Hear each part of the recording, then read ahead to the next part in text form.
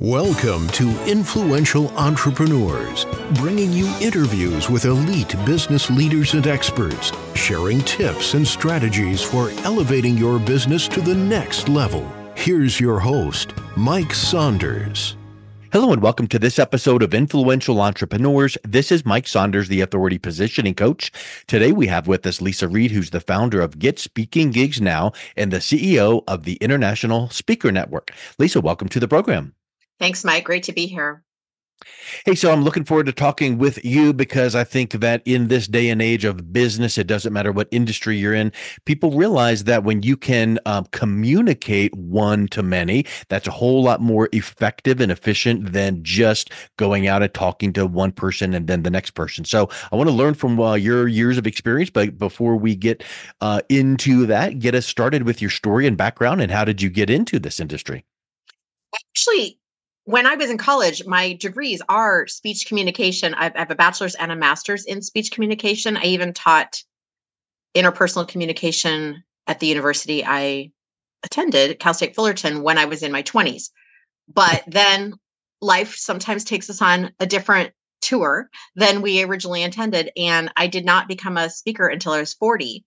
And I started speaking for a personal development company that I totally love what they did.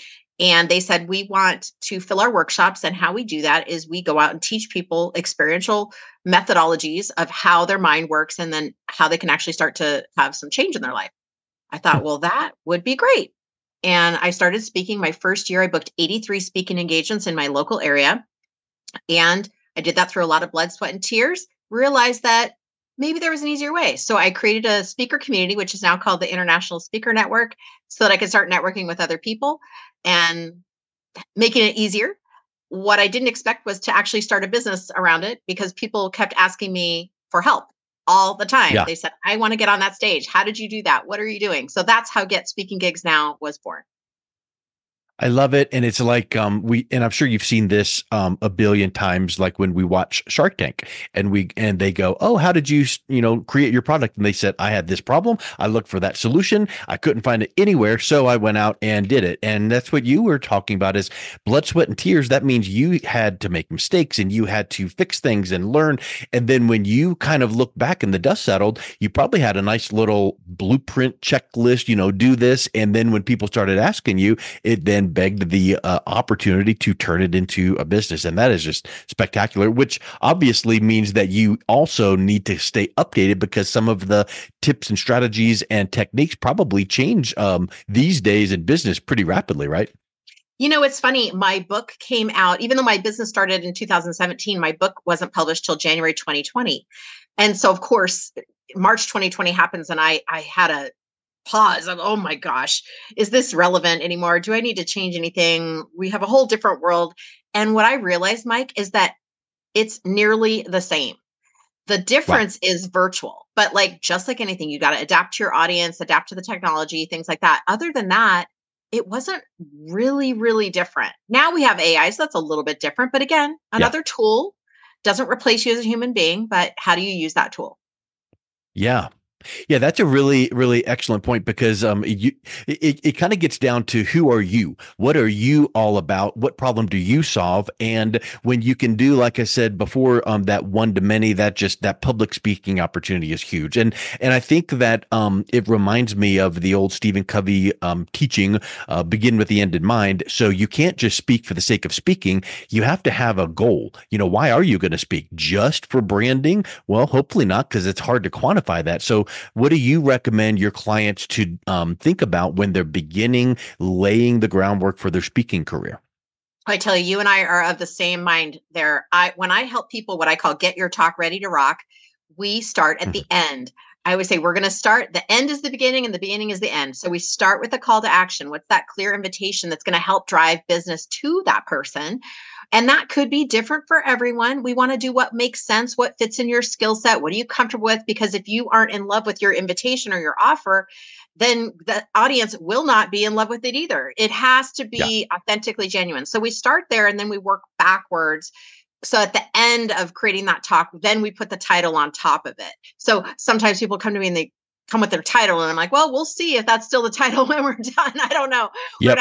We're gonna have to make sure it makes sense. But I think getting your talk done is a great place to start as a speaker, because once you say, oh, I'm a speaker, the very next question is, oh, well, what do you speak about? And if you don't have an answer that you could just whip out real quick, you're already, I'll say, failing before you get started, right? It doesn't feel you don't feel confident, you don't feel empowered when you're like, oh, I need to look it up, or oh, I speak on anything. We don't want to start off that way. We want to start with a really strong impression.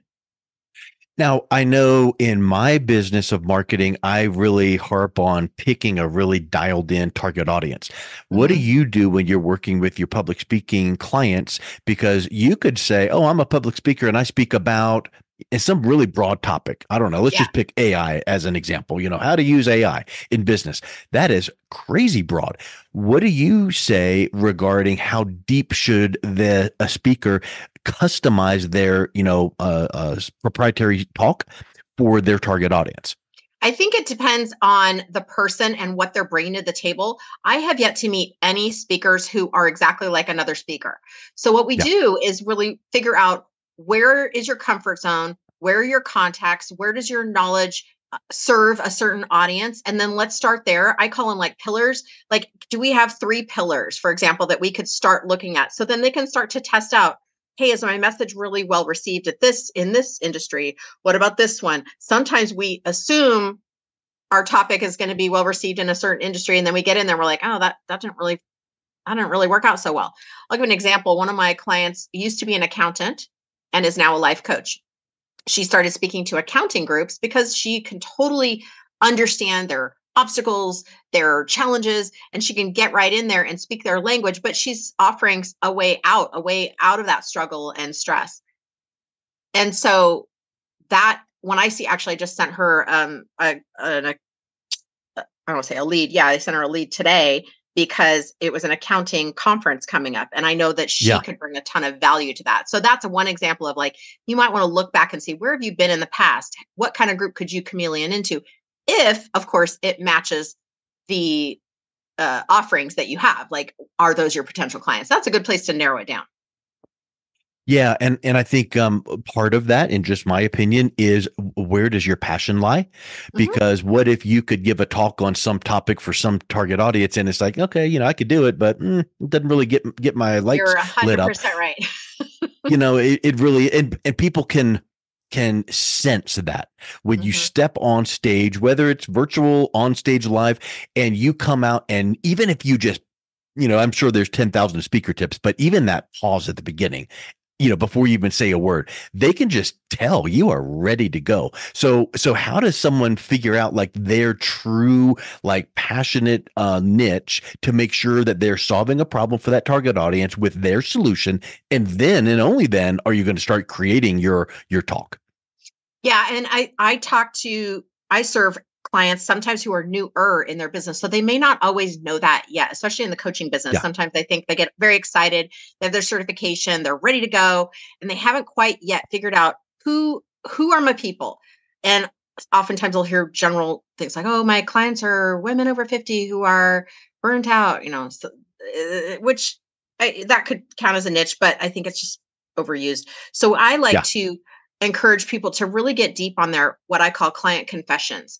What did someone confess to you before they agreed to work with you? What were they sharing with you? That is where we get detailed on the actual languaging of the clients. Instead of it being something marketing-ish sounding, it's like, no, that's the true, like, issue that they're having. For example, mine would be, clients come to me and they confess they've been thinking about being a speaker for decades. Like, my whole life, I know I see that person up there. I should be up there. I know I can do this. I get positive feedback. I just don't know how to, get my talk done, figure out where I should go speak. How would I even get on stage? Those are the confessions that I hear on a daily basis. That's really huge. And it's almost like, what is that tool that I've heard? Is it ask the audience, or anyway, it's one of those things where it's like, okay, here's this this question, and then it gives you, this whole wheel full of variations of that you can then start crafting responses for.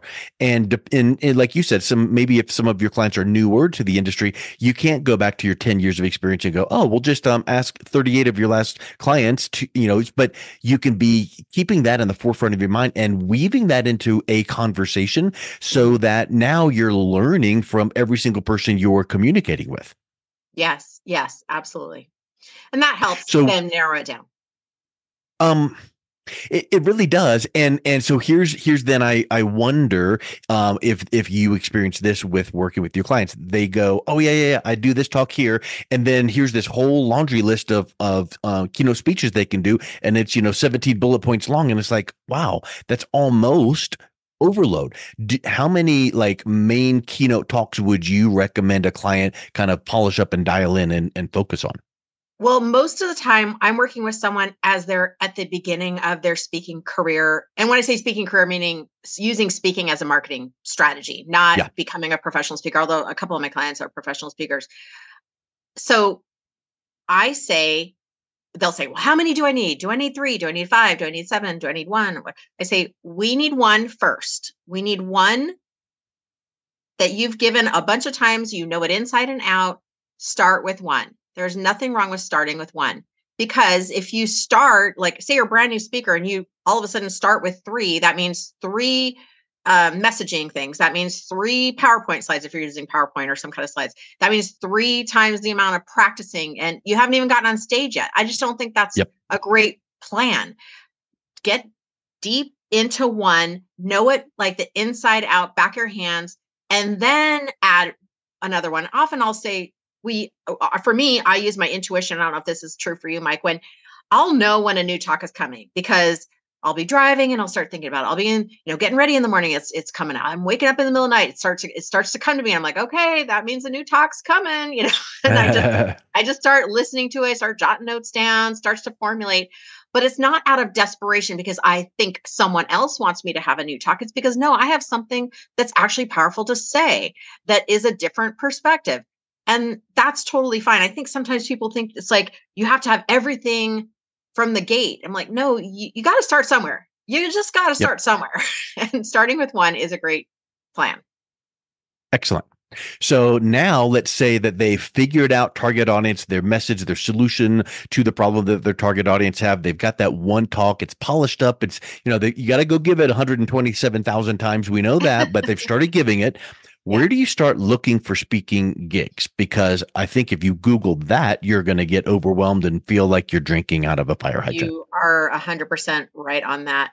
That's one of the reasons I started the network. It's the International Speaker Network, because I have met so many speakers who are suffering from soul-sucking activities like Google searching, rabbit holes, applications that lead nowhere, just striving and trying to scramble and find something. And I'm like, no. That's why we, get clear on where are you looking. I want people to be clear on their yeses and their nos, what's worth my time, what's not. And how do we actually create a way to have that consistent speaking referrals going without all that hard work and Google searching? And I have found the best way to do that is to hang out with other speakers, because all of a sudden you get an introduction to the decision maker. You get an exact link to here's fill out this form. This is a great venue for you based on what you told me. And that relationship building and that virtual handshake is so powerful. That's how I've given over 600 talks.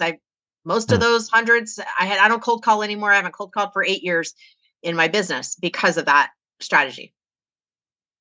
I love it. And I think that would relate to a statistic that I give many, many, many times outside of the speaking industry, but about 85% of all jobs are gained through your specific networking, not I filled out an application here, filled out, and not that you shouldn't go fill out applications, but networking and strategic connections are just critical. And the more people that know what you do and why you do it, and we could spend another 4.5 hours on the why, the story behind, but what do you do? Why do you do it?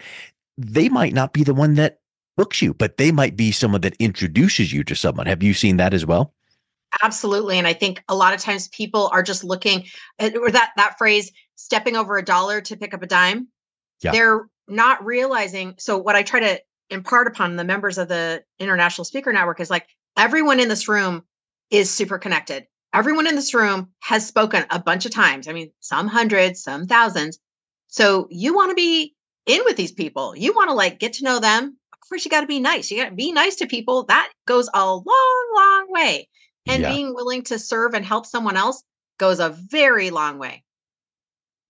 Huge. And that ties into someone that I know you're familiar with, Bob Berg, who wrote the book with David Mann, is John David Mann, is the go-giver. You need to give value. You need to serve. You need to provide something even before you even hint at asking for something, because that's just the value proposition that people tend to relate to. People can tell when you're coming to sell them something, but when you are genuinely networking and providing value, boy, something just always comes back around, doesn't it? Yes, 100%. It has never done me wrong in, over 20 years of networking. That has not done me wrong. So what would you say is the number one secret to getting booked and then staying booked as a speaker? I think it's even more refined than what we were just talking about, which you probably do this in business as well.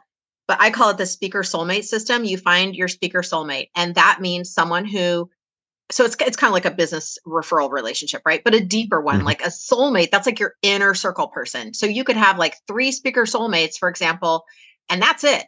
And then be booked for infinity.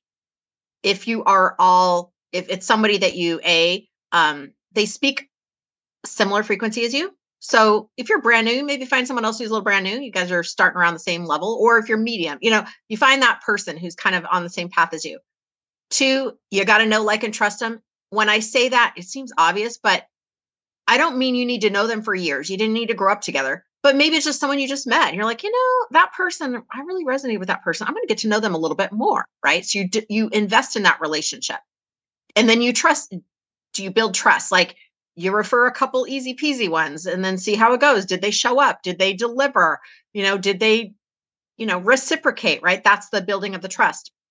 And then the last one is, do they speak to a similar audience as you, but they are not your competition? That's Yeah. where you really get that massive exponential growth, because now all of a sudden you are creating a speaking referral machine just by hanging out with people that you love. And it works great. Yep. It's worked for years for me. And I also give back to that. You contribute to the system just as much as you receive from the system. I think that last point is probably something that people hear and yeah, I agree with that. And then they just ignore it. Yeah. But it's probably the most powerful business development tip that anyone could ever implement. And I'll tell you, it's my number one business development tool. And you said you don't cold call. I've been cold called in probably 20 years. So, I'm with you. But if someone were to quote unquote, air quote, cold call, I would recommend them cold calling strategic alliances that already have the know, like, and trust relationship with people you want to meet, and cold call them, because you only need 5 to 6 or 7 of those strategic Right. alliances that you then develop relationship with, develop value for, so that then here comes the referral, prime the pump there, rather than cold calling for this one gig and then you got it. Now you got to start all over. So those strategic alliances are just spectacular. And I think that should be a whole masterclass right there.